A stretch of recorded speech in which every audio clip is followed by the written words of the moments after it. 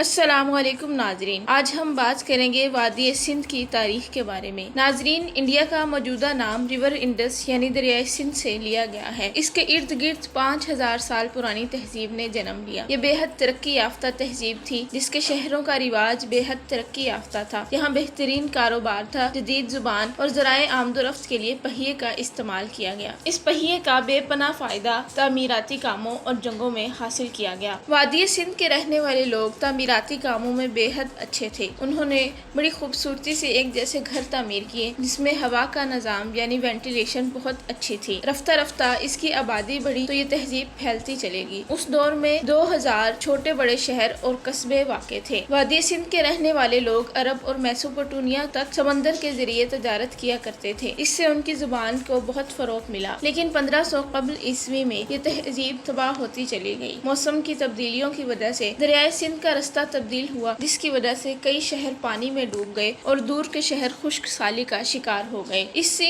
موقع کا فائدہ اٹھاتے ہوئے آریائی خاندان وادی سندھ میں داخل ہوئے۔ آریائی خاندان ترکمانستان سے آئے تھے۔ وہ وہاں کی خشک سالی سے تنگ آ کر وادی سندھ میں ہریالی کی تلاش میں آئے تھے۔ یہ پہلے لوگ تھے جنہوں نے گھوڑے پالے اور انہیں سفر میں استعمال کیا۔ یہ لوگ ہندوکش کے پہاڑ سر کر کے ہندوستان میں داخل ہوئے تھے۔ آریائی لوگ شدید جنگجو تھے۔ انہوں نے بڑی آسانی سے مقامی لوگوں کو شکست دی اور نئی سلطنتوں کی بنیاد رکھی۔ انہوں نے دریائے گنگا کے نزدیک اپنا دارالحکومت قائم کیا۔ اسی دور میں سنسکرت زبان ایجاد ہوئی جو آج بھی بولی اور سمجھی جاتی ہے۔ اسی دور میں ہندو مذہب پنپنا شروع ہوا اور ذات پات کا نظام بھی پھیلا۔ ذات پات کے نظام میں 4 قسم کی ذاتیں تھیں۔ سب سے اونچا درجہ برہمن کا تھا جس میں مذہبی فرائض سر انجام دینے والے لوگ تھے۔ اس کے بعد کھشتری جس میں بادشاہ اور جنگجو قسم کے لوگ آتے تھے۔ اس کے بعد وسیاس جس میں کسان اور کاروباری لوگ تھے۔ اس کے بعد سب سے نچلا درجہ شودر کا تھا۔ یہ لوگ سب سے گھٹیا کام جیسے کوڑا چننا وغیرہ کیا کرتے تھے۔ یہ لوگ اپنی ذات پات کو بڑی اہمیت دیتے تھے، اسی میں شادی اور لین دین کا معاملہ رکھتے تھے۔ 518 قبل مسیح میں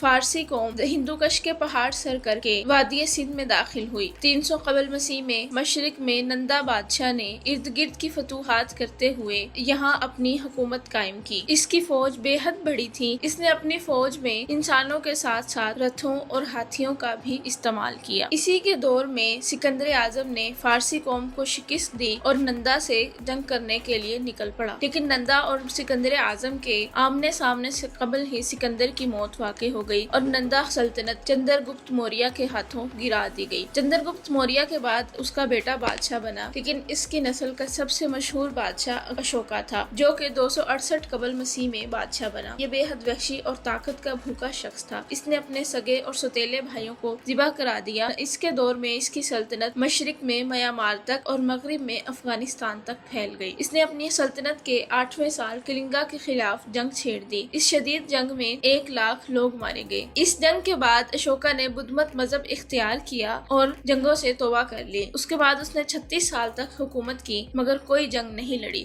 بعد ازاں بر صغیر پاک و ہند میں کئی حکومتیں آئیں اور گئیں۔ 319 عیسوی میں گپتا حکومت قائم کی گئی جو برصغیر پاک و ہند کا سنہرا دور کہلاتی ہے۔ 1700 سال تک اشوکا کا جتنی بڑی حکومت کوئی قائم نہ کر سکا، لیکن 1530 عیسوی میں ظہیر الدین بابر نے مغلیہ سلطنت کی بنیاد برصغیر پاک و ہند میں رکھی۔ مغلیہ سلطنت 3 سال تک قائم رہی۔ مغلیہ سلطنت کے تیسرے بادشاہ اکبر کے دور میں سلطنت کی دولت اور پھیلاؤ میں 3 گنا اضافہ ہوا۔ 1707 میں اورنگزیب کے انتقال کے وقت مغلیہ سلطنت پورے ہندوستان پر پھیلی ہوئی تھی۔ اورنگزیب کی سلطنت اشوکا کے بعد اتنی بڑی سلطنت تھی۔ اس نے 49 سال تک حکومت کی، لیکن بعد میں آنے والے مغلیہ بادشاہوں کی عیاشیوں اور ناانصافیوں کی وجہ سے مغلیہ سلطنت زوال کا شکار ہوتی گئی۔ بعد ازاں 1830 میں انگریز ہندوستان میں آئے تو انہوں نے ایسٹ انڈیا کمپنی کی بنیاد رکھی۔ اپنے 2,60,000 فوجیوں کو لے کر انہوں نے ہندوستان کے رہنے والے لوگوں سے جنگ کی۔ برصغیر کے تمام مذاہب اور قوموں سے تعلق رکھنے والے لوگوں نے مل کر یکجا ہو کر 1857 کی جنگ آزادی انگریزوں کے خلاف لڑی، لیکن اس میں ان کو ناکامی ہوئی۔ اس جنگ میں